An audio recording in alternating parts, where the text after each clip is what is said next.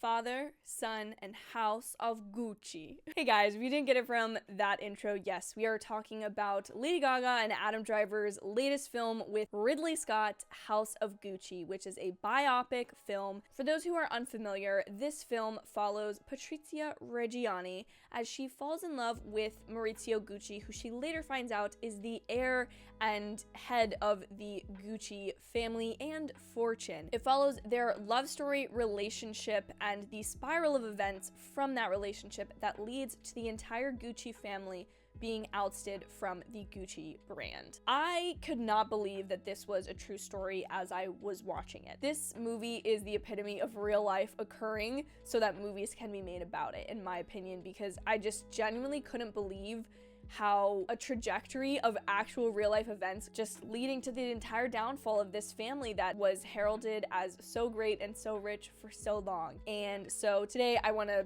give you guys all of my thoughts of the movie, which I saw about a week ago now, and I really want to see again. Spoiler alert, I really liked it. To me, House of Gucci is a movie about mirrors and duality and kind of the way that people have multiple sides to them and how those balance against someone else who is a very dual character. Obviously, I'm speaking of Patrizia and Maurizio and how they sort of both bring out the best in one another while also ruining each other. It's almost kind of like, not to steal from another one of Adam Driver's movies, but a dyad in the Force. It's these two people who kind of only work together, but also are kind of like burning each other at both ends of the candlestick as they're together. So like as they're at their best, they're also kind of growing independently apart from one another. And I thought this was really interesting because there are a lot of moments in this film that I think Ridley Scott has really brilliantly set up to see kind of like a split at the midpoint and kind of how the back end of the movie mirrors the first half of it, which obviously is something that a lot of movies and a lot of the 3-act structure that most movies are based and written off of is supposed to allow you to do, so that you can have an ending that is both surprising yet inevitable that kind of really sums up the beginning.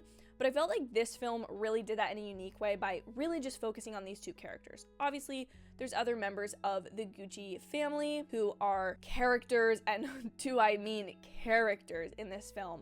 But it's really interesting just to see how Gaga and Driver's characters bounce off of one another and how it eventually leads to, I would argue, both of their downfalls. In their scenes together, every one of their actions or lines has a really equal and opposite reaction. There's never a time when you feel like one of them is really overpowering the other, because while one might be saying really horrible things, the other might be physically more like active or powerful. And so there are like these shifts in how they each deal with things and how their arcs are almost inversed as the film goes on. I think this is also really portrayed well in the balance in their relationship, but also in the family between their personal lives and their business, and how because it is their name attached to this business that it really is something that you can't separate, and so they kind of just poison one another. And so I thought that was a really clever way to show this and to frame this story of what is kind of a sad downfall of a family and a business through these relational lenses, which honestly is what all films do, but I think this one did it particularly well. The aspect of this movie that I think a lot of people won't like that I personally really enjoyed is that it feels and reads very much like a play. As it plays out, these scenes do not,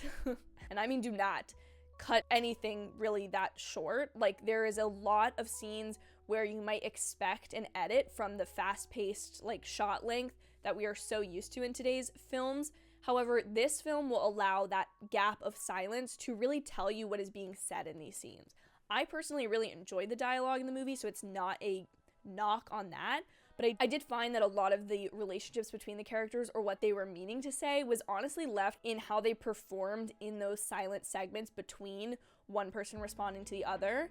And I feel like that's something that a lot of people might not like. It kind of reads as awkward at certain parts of the movie, but I think that's intentional, and therefore I see it as a nice artistic choice. But if you see it as kind of a fault of the filmmaking, then obviously you might not like it as much. I feel like that also plays into how realistic the dialogue feels. Now, obviously it's not maybe as snappy as something like Noah Baumbach's dialogue that we've seen Adam Driver do before, but I did feel like these characters, who are very much larger than life, that really are all characters in and of themselves, it allowed us to see the way they delivered lines, showed a lot about who the character was and how they felt about themselves, as they went along. So even in the beginning when Patrizia and Maurizio meet for the first time, Maurizio is saying these very kind of suave things to Patrizia. However, he's saying them with this awkward, shy, reserved tone of voice and kind of the way he delivers these lines, which to me really told me a lot about his character. And the way that she says these lines that otherwise could come across as like a giggling girl twirling her hair, trying to flirt with a guy, really came across as like she's confident and she's sure of herself, even though she comes from a lot less than he does. So that obviously goes to the performances that Lady Gaga and Adam Driver both shine in this film. I think fans of either of them are going to be really happy. Gaga really portrays the power that I think she has in real life, but is able to apply it to this woman. Seeing interviews of her, I know that she's done a ton of research into who this woman was and why she did the things she did, and I think Gaga really does have a mental lock on who Patrizia was and why she did the things she does, and Gaga even has her own beliefs about certain things that have never been explored with Patrizia's life, and therefore I think she delivered a really true performance that I don't think we could have gotten from someone else. Additionally, Adam Driver is like the most Adam Driver he could possibly be in this role.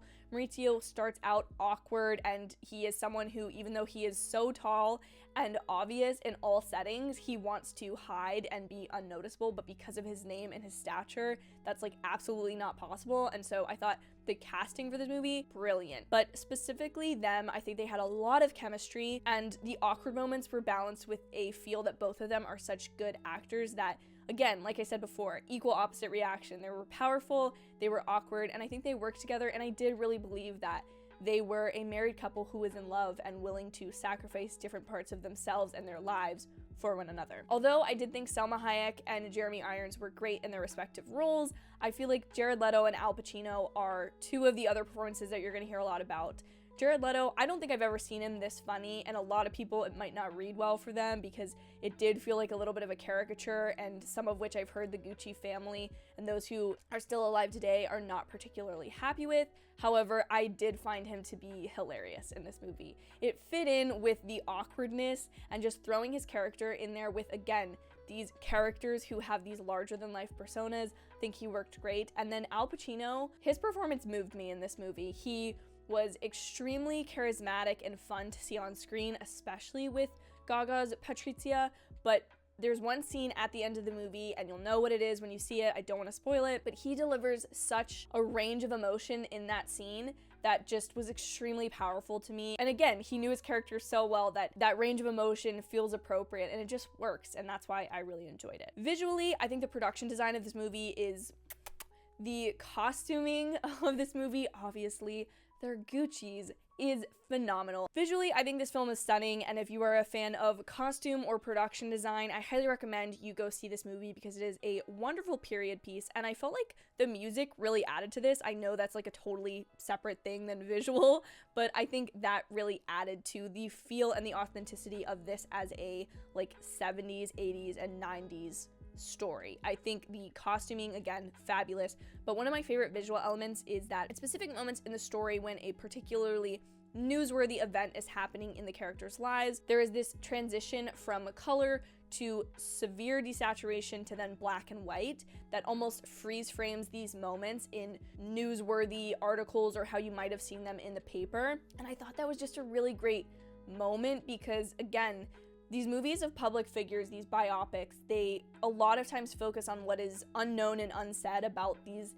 individuals who really lived, yet we remember them for those freeze frame moments, the thing that made the cover of the newspaper or popped up as a notification to us on our devices. And so I felt like this was just a really great way to communicate that in a film in a way that felt natural, but also like called attention to itself in the film in a way that I just think was subtle enough to work. It didn't draw you out of the movie, at least for me it didn't, but I think it really added. Here are the checkpoints in this story, but like the story is what goes on between them. Again, like the awkward pauses, it is the things that we don't know, that don't make headlines, that are the things that define people, not like those headlines. I think the main critique I have for this movie is the time jumping of this movie. It is extremely unclear when events are happening. As far as I remember, everything in this film happens linearly, but there are a lot of time jumps that don't make a whole ton of sense. And if you're not really on board for that, you may kind of find yourself lost, because I think the only establishment of time is at the very beginning of the movie and the very end. And this story traverses about 20 or 30 years in this family's history, and so that's a lot of time that is kind of indiscriminate in this movie. And so if you're not really a fan of time jumps without knowing how much time has actually passed between each cut, that may be an aspect of this movie you don't really like. Overall, I really love this film. I knew about 12 minutes into this movie that it was gonna be like a weird comfort movie for me, because even though it is maybe not gonna age the best and maybe won't get the best critical reception, it's something that I just really enjoyed watching the experience of, and something that I think is really fun to watch. I think both visually and because of the performances, it's something I just knew very quickly was gonna be a comfort movie for me, and something I'm just gonna wanna revisit and enjoy, even if it's not like the most perfect movie or the best movie. But I do genuinely think it's one of the better movies to come out this year, and I do think it's got a lot of elements that it really likes. I just think it's maybe a little bit more of an acquired taste than Ridley Scott or the creators of this film wanted it to be. Honestly, it could be the period piece aspect, it could be the music, it could be Adam Driver himself. I just really love this movie, and maybe I have rose-colored glasses on because it was Adam Driver. But have you seen House of Gucci? Do you plan to see it? What are your thoughts? Please let me know in the comments down below. If you did enjoy it, I would really appreciate if you hit that thumbs up button and the subscribe button so that you don't miss any of my reviews in the future for both films and television series as we head into the holiday season, because there's a lot coming up and you're not going to want to miss it.